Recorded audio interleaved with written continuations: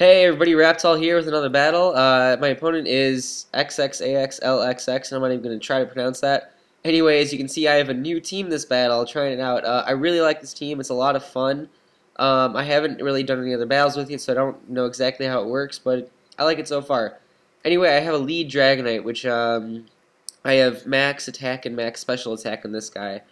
And he's pretty much there as an anti-lead to take out things with stealth rocks and other bulky leads, things like that. Kind of like this Hippowdon. Excuse me. I'm a little sick, so sorry if my voice is a little off this time. So he just sets up his stealth rocks, make sure to get him up, and I just go for the double Draco Meteor to take him out. And we are up 6-5, so that's a good start on my part. Um, One of the things I really like about this team, there's a couple Pokemon, like my last team, which I built it around. I really wanted to use a Jirachi, really wanted to use a Breloom, and kind of wanted to use Dragonite. So I built the rest of the team around that. Anyway, I got out to my Swampert because I want to set up my own Stealth Rocks, and this is actually kind of a lead set with a Swampert, but I didn't want to put him in the lead position because I really liked my anti-lead Dragonite. So I finally put up my Stealth Rocks, Fury and Grass Knot or something like that. Excuse me again. From the Rose Raid, I'm going to switch out and go to my Cresselia. Now, this Cresselia is kind of an homage to MTG Xerxes crest that he's been using for a while.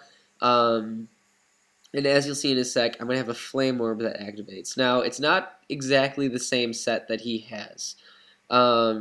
If you saw on the screen, I have a Breloom on this team, so I have Spore, so I have Sleep, which means I don't have Sleep Talk on this guy, and because I didn't want to Psycho Shift over Sleep, just in case I already had something put to sleep, break Sleep Claws, all that kind of stuff. But I do put over the burn with a Psycho Shift, and I have Ice Beam as my only attacking move. I was thinking, even though it's not going to do much to anything, even super effective, because it's such crappy special attack, at least it's something to attack with just in case.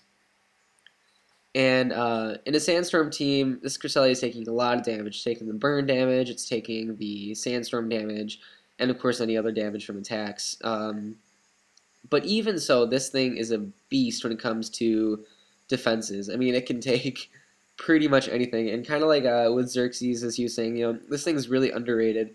It can take a lot of damage before it goes down, and you can even just rust it all off.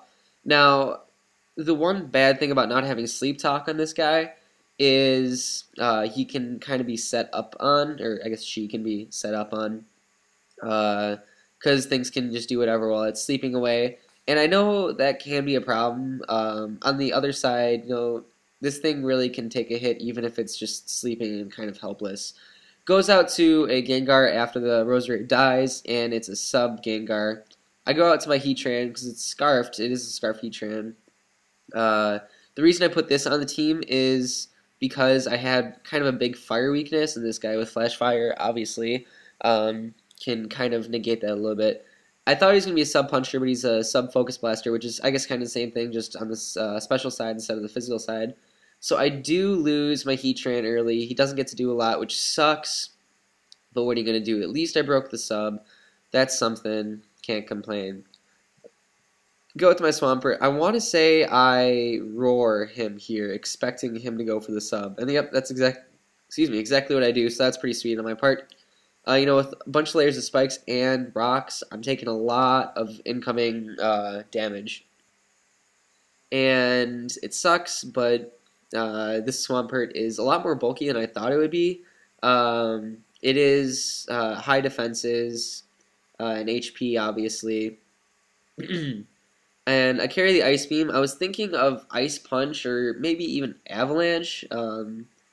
And maybe I would switch it out at some point. I mean, I'm going to kind of see how it works out.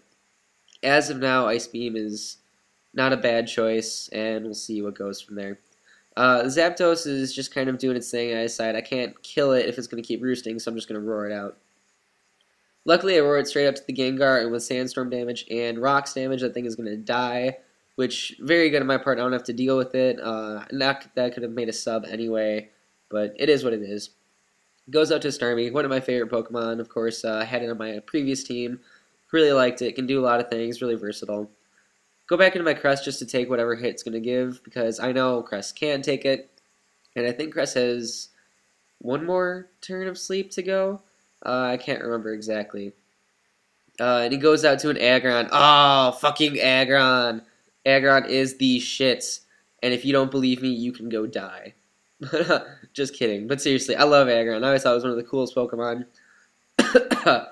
Back when it came out, I made sure it was on my team because it is a freaking rock steel dinosaur who eats children and rocks and everything because he is pro. Now I have the Lunar Dance as you see on this team. I thought it was kind of a cool little gimmick because I don't have Wish on this team. I was thinking of having a Wish set in my Jirachi, but I kind of preferred to have Sub instead. And at least in this battle, it really works out with all the entry hazard damage. I mean, I'm taking 125 damage every time this thing comes in. So it was under half HP, I think. Lunar Dance brings it back up to full, which is amazing. And even this Head Smash, an amazing move, super strong, no recoil thanks to Sturdy. It still doesn't do much of anything to me, which, like, oh my god, Swampert, I love you. I never thought I would use a Swampert. Not because I didn't like him, just because I was like, it's kind of, I don't know, it's too overused, if that makes sense. But yeah, goes for the Magnet Rise. Pretty smart move, really. You know, my Earthquake isn't going to hit it, and so it's immune to ground now, and it would be, I think, a 4 times resistance, or not resistance, weakness to ground. So that's pretty good for him. It's kind of a cool move, not something you'd always expect. Roars him out to the Starmie, because I know if he's going to do the Magnet Rise, I can't kill him with an Ice Beam. So I might as well get rid of him. And Roar, I always hated being on the receiving side of Roar, so it's kind of nice to be able to use it against other people now. It's kind of like a, ha, take that. And even the Surf from the Starmie, it's not doing a whole lot to me. I don't know if this Starmie is more bulky or if it has more attack EVs or whatever. I mean, I'm not really sure. Either way, it's not doing a whole lot to me. I think 100-ish damage. I wasn't paying too much attention there. But I know I can take it out with an Earthquake or two, so that's exactly what I do, and that is one dead Starmie. Oh yeah. At this point, I'm at 127 HP, so I know I can live one more switch in. I don't know why I go out to Dragonite. For some reason, I was thinking Rock Smash was a fighting move, not a rock move. So that was kind of dumb on my part. He gets a useless crit. I think it's a useless crit.